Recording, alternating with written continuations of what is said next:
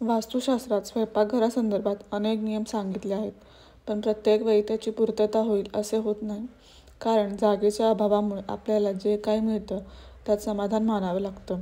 असे जरी असेल तरी वास्तुशास्त्राने तोडफोड न करता अनेक उपाय सांगितले आहेत, ज्यामुळे स्वयंपाकघरातील वास्तुदोष कमी होऊ शकतात.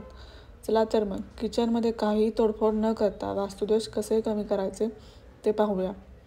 स्वयंपाकघर चुकीच्या दिशेने असल्यास वास्तुदोष निर्माण होतो. म्हणून अग्निकोण म्हणजेच पूर्व दक्षिण दिशेच्या मध्यभागी लाल रंगाचा बल्ब लावावा. हा बल्ब सकाळी आणि संध्याकाळी नियमितपणे सुरू ठेवावा. यामुळे किचनमधील वास्तुदोष कमी होऊन घरात सुखसमृद्धी कायम राहते.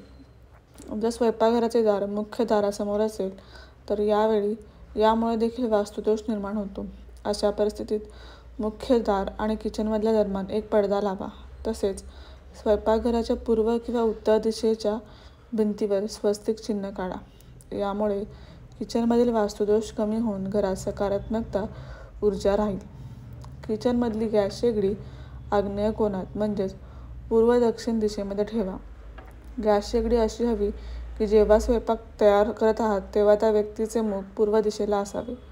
यामुळे घरातील सदस्यांची तब्येत ठणठणीत राहते. पिण्याचे पाणी ईशान्य कोनात म्हणजे उत्तर पूर्व दिशेतील ठेवा. यामुळे स्वयंपाकघरातील वास्तुदोष कमी होऊन कुटुंबात प्रेम आणि आदरपूर्ण वातावरण राहते.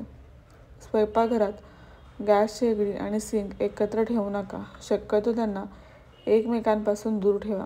सिंक म्हणजे जलतत्व आणि गॅस शेगडी हे अग्नितत्वाचे प्रतीक आहे. हे दोघंही विरोधी आहेत. त्यामुळे त्यांना एकत्र ठेवल्यास किचनमध्ये वास्तुदोष निर्माण होतो आणि कुटुंबात वादविवाद, कार्यक्षेत्रात तसेच आर्थिक अडचणी येतात.